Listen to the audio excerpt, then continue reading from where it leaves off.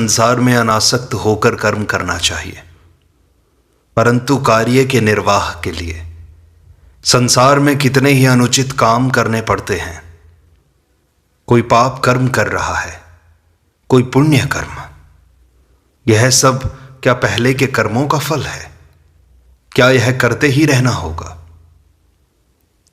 श्री रामकृष्ण समझाते हैं, कर्म कब तक है? जब तक उन्हें प्राप्त न कर सको। उन्हें प्राप्त कर लेने पर सब चले जाते हैं। तब पाप पुण्य के पार जाया जाता है। फल आ जाने पर फूल चला जाता है। फूल दिख पड़ता है फल होने के लिए। संध्या आदि कर्म कितने दिन के लिए? जितने दिन तक ईश्वर का नाम स्मरण करते हुए रोमांच न हो जाए, आंखों से आंसू न आ जाएं। ये सब अवस्थाएं ईश्वर प्राप्ति के लक्षण हैं। ईश्वर पर शुद्धा भक्ति प्राप्त करने के लक्षण हैं। उन्हें जान लेने पर मनुष्य पाप और पुण्य दोनों के परे चला जाता है। राम प्रसाद ने कहा है, भुक्ति और मुक्ति को मैं मस्तक पर धारण करता हूं और काली ब्रह्म है, यह मर्म जानकर धर्मा धर्म को मैंने छोड़ ही दिया है। अब तो उनकी ओर जितना बढ़ोगे उतना ही वे कर्म घटा देंगे। गृहस्थ की बहू गर्भवती होने पर उसकी सास धीरे धीरे उसका काम घटा देती है। जब 10वां महीना होता है तब बिल्कुल काम घटा दिया जाता है। बच्चा हो जाने पर वह उसी को लेकर व्यस्त रहती है, उसी को लेकर आनंद करती है। भक्त कहता है, महाराज संसार में रहते हुए उनकी ओर जाना बड़ा कठिन लगता है। श्री रामकृष्ण कहते हैं, क्यों? अभ्यास योग है। उस देश में बढ़ई की औरतें चिवड़ा बेचती हैं। वे कितनी और ध्यान देकर कितने काम संभालती हैं। सुनो, एक तो ढेंकी चल रही है, हाथ से वह धान सरका रही है और एक हाथ से बच्चे को गोद में लेकर दूध पिला रही है। ऊपर के जो खरीदार हैं उनसे मोल तोल कर रही है। इधर ढेंकी का काम भी चल रहा है। खरीदार से कहती है, तो तुम्हारे ऊपर जो बाकी पैसे हैं वे सब दे जाना, तब और चीज ले जाना। देखो, लड़के को दूध पिलाना, ढेंकी चल रही है, उसमें धान सरकाना और कूटे हुए धान निकालना और इधर खरीदार के साथ बातचीत करना, ये सब एक साथ कर रही है। इसे ही अभ्यास योग कहते हैं। परंतु उसका 15 आना मन ढेंकी पर लगा हुआ है, क्योंकि कहीं ऐसा ना हो कि ढेंकी हाथ पर गिर जाए। और एक आना मन लड़के को दूध पिलाने पर और खरीदार से बातचीत करने में है। इसी तरह जो लोग संसार में हैं उन्हें 15 आना मन ईश्वर को देना चाहिए। न देने से सर्वनाश हो जाएगा। काल के हाथ पड़ना होगा और एक आने से दूसरे काम कर लो। ज्ञान हो जाने पर संसार में रहा जा सकता है, परंतु पहले तो ज्ञान लाभ करना चाहिए ना। संसार रूपी जल में मन रूपी दूध रखने पर दोनों मिल जाएंगे। इसलिए मन रूपी दूध का दही बनाकर उसे निर्जन में मथ कर उससे मक्खन निकाल कर तब उसे संसार रूपी पानी में रखना चाहिए। इससे यह स्पष्ट है कि साधना तो चाहिए। पहली अवस्था में निर्जन में रहना जरूरी है। पीपल का पेड़ जब छोटा रहता है तब उसके चारों ओर घेरा लगाना पड़ता है, नहीं तो बकरे और गौएं उसे चर जाती हैं। परंतु उसका पौधा मोटा हो जाने पर घेरा खोल दिया जा सकता है। तब तो हाथी बांध देने पर भी उस पेड़ का कुछ नहीं बिगड़ता। इसलिए प्रथम अवस्था में कभी कभी निर्जन में जाना पड़ता है।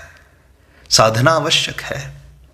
भात खाओगे, बैठे बैठे कह रहे हो लकड़ी में आग है और उसी आग से चावल पकता है। इस तरह कहने से ही क्या भात तैयार हो जाएगा? एक और लकड़ी ले आकर दोनों को रगड़ना चाहिए, आग तभी तैयार होगी। भांग खाने से नशा होता है, आनंद होता है।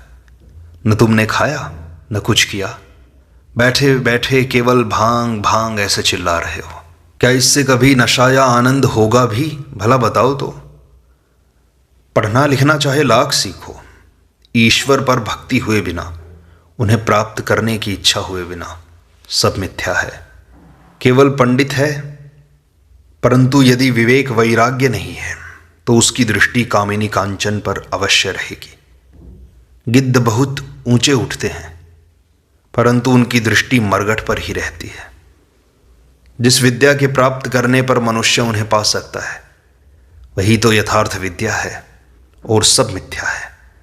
अच्छा, ईश्वर के संबंध में तुम्हारी क्या धारणा है? भक्त कहता है, जी अभी तो इतना बोध हुआ है कि कोई एक ज्ञानमय पुरुष है। उनकी सृष्टि देखने पर उनके ज्ञान का परिचय हमें मिलता है।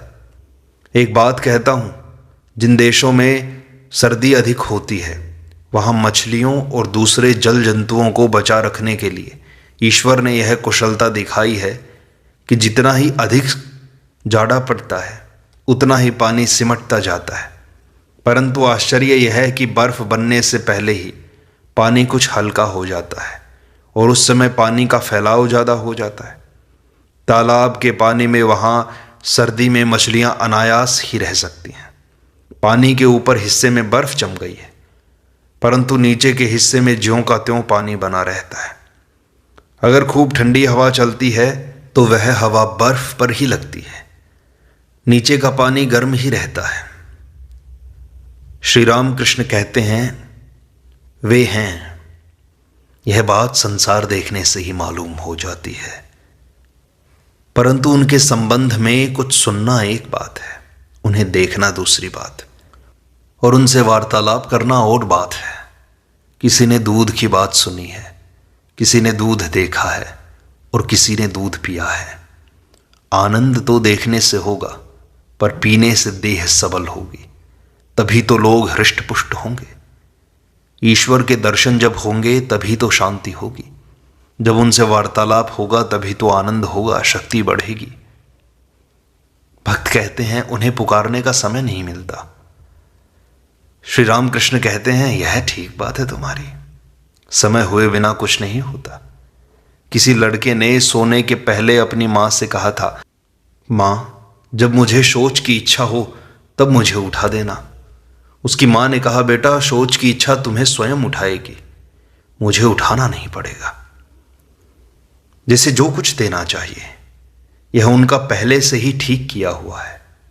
घर की एक पुरखिन अपनी बहुओं को एक बर्तन से नापकर चावल बनाने के लिए देती थी, पर उतना चावल उन लोगों के लिए कम पड़ता था। एक दिन वह नापने वाला बर्तन फूट गया। इससे बहुएं बहुत खुश हुईं, पर उस पर पुरखिन ने कहा, तुम्हारे नाचने कूदने या खुशी मनाने से क्या हुआ? मैं चावल अपनी मुट्ठी से नाप सकती हूँ, मुझे अंदाजा मालूम है। तुम क्या करोगे पूछते हो? उनके श्री चरणों में सब कुछ समर्पित कर दो, उन्हें आम मुख्तियारी दे दो, वे जो कुछ अच्छा समझे करें। बड़े आदमी पर अगर भार दे दिया जाए तो वह कभी बुराई नहीं कर सकता। साधना की भी आवश्यकता है, परंतु साधक दो तरह के होते हैं। एक तरह के साधकों का स्वभाव बंदर के बच्चे जैसा होता है, दूसरे तरह के साधक का बिल्ली के बच्चे जैसा। बंदर का बच्चा किसी तरह खुद अपनी मां को पकड़े रहता है। इसी तरह कोई साधक सोचते हैं, हमें इतना जप करना चाहिए, इतनी देर तक ध्यान करना चाहिए, इतनी तपस्या करनी चाहिए, तब कहीं ईश्वर मिलेंगे। इस तरह के साधक अपने प्रयत्न से ईश्वर प्राप्ति की आशा रखते हैं, परंतु बिल्ली का बच्चा खुद अपनी मां को नहीं पकड़ सकता। वह पड़ा हुआ बस म्याऊं म्याऊं करके पुकारता है। उसकी मां चाहे जो करे, उसकी मां कभी उससे बिस्तर पर ले जाती है, कभी छत पर लकड़ी की आड़ में रख देती है और कभी उसे मुंह में दबाकर यहां वहां रखती फिरती है। वह स्वयं अपनी मां को पकड़ना नहीं चाहता। इसी तरह कोई साधक स्वयं हिसाब करके साधन भजन नहीं कर सकते कि इतना जाप करूंगा, इतना ध्यान करूंगा। वह केवल व्याकुल होकर रो रो कर उन्हें पुकारता है। उसका रोना सुनकर वे फिर रह नहीं सकते, आकर दर्शन देने ही पड़ते हैं। श्री राम कृष्ण आगे कहते हैं, वे ही सब कराते हैं, यह ठीक है, कर्ता वही है। मनुष्य तो मात्र यंत्र स्वरूप है। और यह भी ठीक है कि कर्म फल भी है। मिर्च खाने पर पेट चलता रहेगा, पाप करने से उसका फल अवश्य भोगना होगा। जिसे सिद्धि हो गई है, जिसने ईश्वर को पा लिया है, वह फिर पाप नहीं कर सकता। उसके पैर बेताल नहीं पड़ते। जिसका सधा हुआ गला है, उसके स्वर में सा रे ग म बिगड़ने नहीं पाते। मैं एक बात और कहता हूं कि संसारियों के लिए सेव्य सेवक भाव अच्छा है। सब सांसारिक काम तो कर रहे हैं, ऐसी अवस्था में मैं वही हूं यह भाव कैसे आ सकता है? जो कहता है मैं वही हूं, उसके लिए तो संसार स्वप्नवत है। उसका अपना शरीर और मन भी स्वप्नवत है, उसका मैं भी स्वप्नवत है। अतएव संसार का काम वह नहीं कर सकता। इसीलिए सेव्य सेवक भाव, दास भाव बहुत अच्छा है। दास भाव हनुमान का था। श्री राम से हनुमान ने कहा था, राम कभी तो मैं सोचता हूं तुम पूर्ण हो, मैं अंश हूं, तुम प्रभु हो, मैं दास हूं। और जब तत्व का ज्ञान हो जाता है, तब देखता हूं मैं ही तुम हूं और तुम ही मैं है। तत्व ज्ञान के समय सोहम हो सकता है, परंतु वह दूर की बात है। श्री रामकृष्ण आगे कहते हैं कि अच्छा, तुम्हें साकार पसंद है या निराकार? बात यह है कि जो निराकार है वही साकार भी है। भक्त की आंखों को वे साकार रूप से दर्शन देते हैं। जैसे अनंत जल राशि, महासमुद्र, जिसका ना ओर है ना कोई छोर, उसी जल में कहीं कहीं बर्फ जम गई है। ज्यादा ठंडक पहुंचने पर पानी जमकर बर्फ हो जाता है। उसी तरह भक्ति हिम द्वारा साकार रूप के दर्शन होते हैं। जिस तरह सूर्योदय होने पर बर्फ गल जाती है, ज्यों का त्यों पानी हो जाता है, उसी तरह ज्ञान मार्ग या विचार मार्ग से होकर जाने पर साकार रूप के दर्शन नहीं होते। फिर तो सब निराकार ही निराकार दिखाई पड़ता है। ज्ञान सूर्योदय होने पर साकार बर्फ गल जाती है। परंतु देखो, जिसकी निराकार सत्ता है, उसी की साकार भी तो है। अगले दिन एक वेदांतवादी साधु आए। उनसे श्री राम कृष्ण का वार्तालाप होने लगा। श्री राम कृष्ण उनसे कहते हैं, यह सब तुम्हें कैसा जान पड़ता है? साधु कहते हैं, यह सब स्वप्नवत है। श्री राम कृष्ण कहते हैं, ब्रह्म सत्य और संसार मिथ्या, यही ना? अच्छा जी, तो बताओ ब्रह्म कैसा है? साधु कहता है, शब्द ही ब्रह्म है, अनाहत शब्द। श्री राम कृष्ण कहते हैं, परंतु शब्द का प्रतिपाद्य भी तो एक है। क्यों जी, यही है ना? साधु कहता है, वही वाच्य है और वही वाचक भी है। यह बात सुनते ही श्री राम कृष्ण समाधिस्थ हो गए, चित्रवत स्थिर बैठे हुए हैं। साधु और भक्तगण आश्चर्यचकित होकर श्री राम कृष्ण की यह समाधि अवस्था देख रहे हैं। केदार साधु से कह रहे हैं, यह देखिए, इसे समाधि कहते हैं। साधु ने ग्रंथों में ही समाधि की बात पढ़ी थी। समाधि कैसे होती है यह उन्हें कभी नहीं देखा था। श्री राम कृष्ण धीरे धीरे अपनी प्राकृत अवस्था में आ रहे हैं। अभी जगन माता के साथ वार्तालाप कर रहे हैं। कहते हैं, माँ अच्छा हो जाऊं, बेहोश न कर देना मुझे। साधु के साथ सच्चिदानंद की बातें करनी है। सच्चिदानंद की बातें करते हुए आनंद मनाऊंगा ना। साधु निर्वाक होकर देख रहे हैं और ये सब बातें सुन रहे हैं। अब श्री राम कृष्ण साधु से बातचीत करने लगे। कहते हैं, तुम अब सोहम उड़ा दो, अब हम और तुम लेकर विलास करें। जब तक हम और तुम यह भाव है, तब तक माँ भी हैं। आओ उन्हें लेकर आनंद किया जाए। श्री राम कृष्ण के कथन का शायद यही मर्म है। कुछ देर इस तरह बातचीत हो जाने के बाद श्री राम कृष्ण पंचवटी में टहलने चले गए। राम, केदार, मास्टर आदि अनेक उनके साथ हैं। श्री राम कृष्ण सहास्य पूछते हैं, साधु कैसा था? केदार कहते हैं, उसका ज्ञान शुष्क है, अभी उसने हंडी चढ़ाई भर है, अभी चावल नहीं चढ़ाए हैं। श्री राम कृष्ण कहते हैं, हाँ ये बात तो ठीक है, परंतु त्यागी है, जिसने संसार को त्याग दिया है, वह बहुत आगे बढ़ गया है।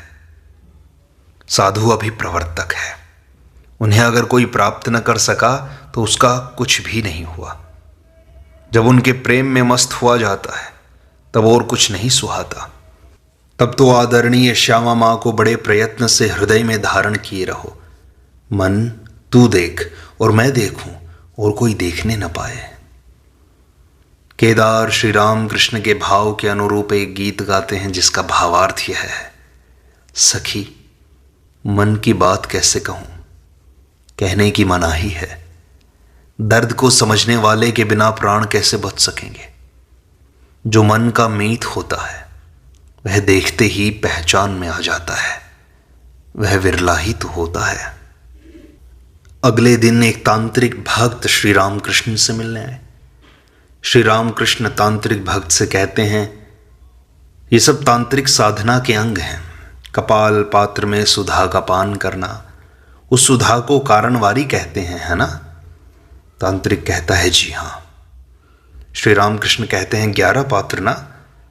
तांत्रिक कहता है, 3 तोला भर शव साधना के लिए। श्री रामकृष्ण कहते हैं, पर मैं तो सुरा छू तक नहीं सकता। तांत्रिक कहता है, आप तो सहजानंद हैं, यह आनंद होने पर और फिर क्या चाहिए? श्री रामकृष्ण कहते हैं, फिर देखो मुझे जब तब भी अच्छे नहीं लगते, सदा स्मरण मनन रहता है। अच्छा, षटचक्र क्या बीज है? तांत्रिक कहता है, जी वह सब अनेक तीर्थों की तरह है। प्रत्येक चक्र में शिव शक्ति विराजमान है। वे आंखों से नहीं देखे जाते, शरीर काटने पर भी नहीं मिलते।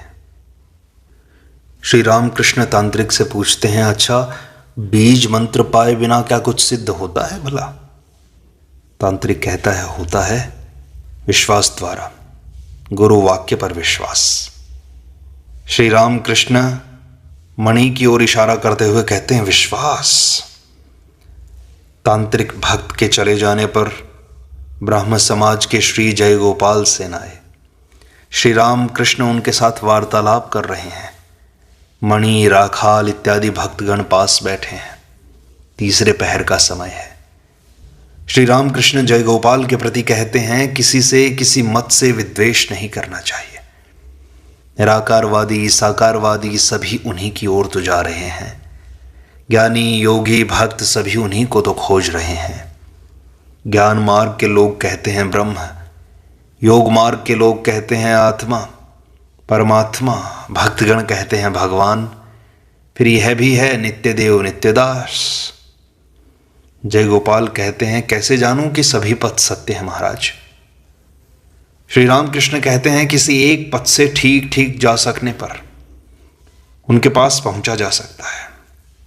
उस समय सभी पथों का पता भी जाना जा सकता है। जैसे एक बार किसी तरह यदि छत पर उठना संभव हो सके तो लकड़ी की सीढ़ी से भी उतरा जा सकता है, पक्की सीढ़ी से भी, एक बांस के सहारे भी और एक रस्सी के द्वारा भी। उनकी कृपा होने पर भक्त सब कुछ जान सकता है। उन्हें एक बार प्राप्त करने पर सब कुछ जान सकोगे। एक बार किसी भी तरह बड़े बाबू के साथ साक्षात्कार करना चाहिए, उनसे बातचीत तो करनी ही चाहिए। तब बाबू स्वयं ही बता देंगे कि उनके कितने बगीचे, तालाब या कंपनी के कागज हैं। जय गोपाल पूछते हैं, उनकी कृपा कैसे होगी महाराज? श्री रामकृष्ण कहते हैं, सदा उनके नाम व गुणों का कीर्तन करना चाहिए। जहां तक संभव हो सांसारिक चिंतन का त्याग करो। तुम खेती करने के लिए अनेक कष्टों से खेत में जल ला रहे हो, परंतु खेत की मेड़ पर एक छेद में से सब जल बाहर निकल जा रहा है। तब तो नाली काटकर जल लाना व्यर्थ हुआ, व्यर्थ ही श्रम कर रहे हो। चित्त शुद्धि होने पर, विषय भोग की आसक्ति दूर हो जाने पर व्याकुलता आएगी। तुम्हारी प्रार्थना ईश्वर के पास पहुंचेगी। टेलीग्राफ का तार टूटा रहने पर अथवा उसमें अन्य कोई दोष रहने पर तार का समाचार नहीं पहुंचेगा। मैं व्याकुल होकर एकांत में रोता था, कहाँ हो नारायण, ये कहकर के रोता था। रोते रोते बाह्य ज्ञान लुप्त हो जाता था, मैं महावायु में लीन हो जाता था। योग कैसे होता है? टेलीग्राफ का तार टूटा न रहने पर या उसमें कोई दोष न रहने पर होता है। विषयों के प्रति आसक्ति का एकदम त्याग कर देना चाहिए। किसी प्रकार की कामना वासना नहीं रखनी चाहिए। कामना वासना रहने पर उसे सकाम भक्ति कहते हैं। निष्काम भक्ति को अहेतुकी भक्ति कहते हैं। तुम प्यार करो या ना करो, फिर भी मैं तुम्हें प्यार करता हूं, इसी का नाम है अहेतुक प्रेम। बात यह है उनसे प्रेम करना। प्रेम गहरा होने पर दर्शन होता है। पति पर सती का आकर्षण, संतान पर मां का आकर्षण और विषय प्रिय व्यक्ति का सांसारिक विषयों के प्रति आकर्षण, ये तीन आकर्षण यदि एक ही साथ हों तो ईश्वर का दर्शन होता है। जय गोपाल विषय प्रिय व्यक्ति हैं। क्या इसीलिए श्री राम कृष्ण उन्हीं के योग्य ये सब कुछ उपदेश कर रहे हैं? ऐसा सोचते हुए मणि बार बार चिंतन करने लगे, सोचने लगे कि श्री राम कृष्ण प्रत्येक व्यक्ति को उसकी योग्यता के अनुसार ही मार्ग बताते हैं। जय हो श्री राम कृष्ण, जय हो श्री राम कृष्ण। इस प्रकार श्री राम कृष्ण वचनामृत का यह भाग संपूर्णता को प्राप्त होता है। शेष अगले अंक में।